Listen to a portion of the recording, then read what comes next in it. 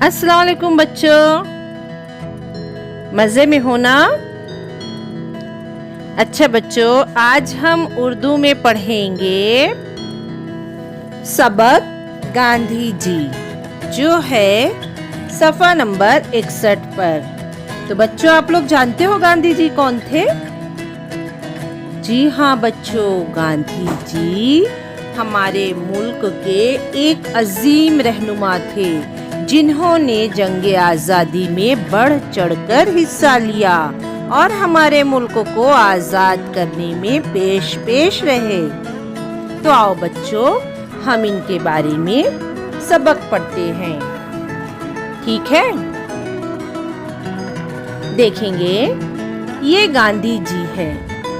सब लोग गांधी जी को बापू कहते हैं।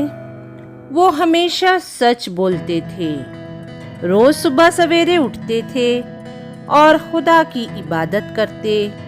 इनका रहन सहन सीधा साधा था। वो कहा करते थे, हम सब एक हैं। हिंदू, मुस्लिम, सिख, ईसाई आपस में भाई भाई है। हम सब एक खुदा के बंदे हैं।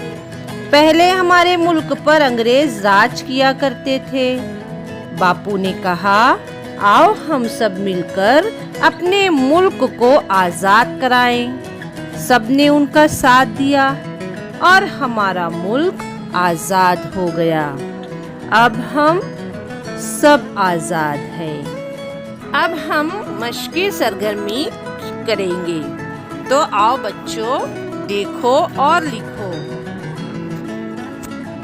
आका, मालिक, खुदा, सुबह, इबादत, हिंदू, मुस्लिम, सिख, ईसाई, मुल्क, शहर, सीधा, सच्चा।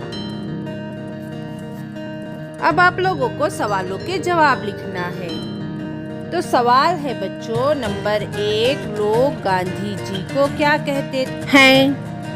नंबर 2, बापू का रहन सहन कैसा था? नंबर 3, हम सब किसके बंदे हैं?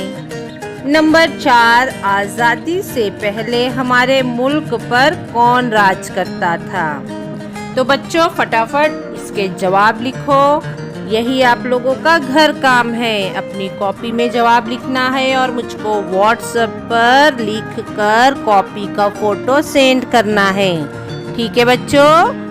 चलो रेडी हो जाओ और फटाफट अच्छे से पूरा सबक पढ़ो और इसके जवाब लिखो, ठीक है? अल्लाह हाफिज। घर में रहो, महफूज रहो।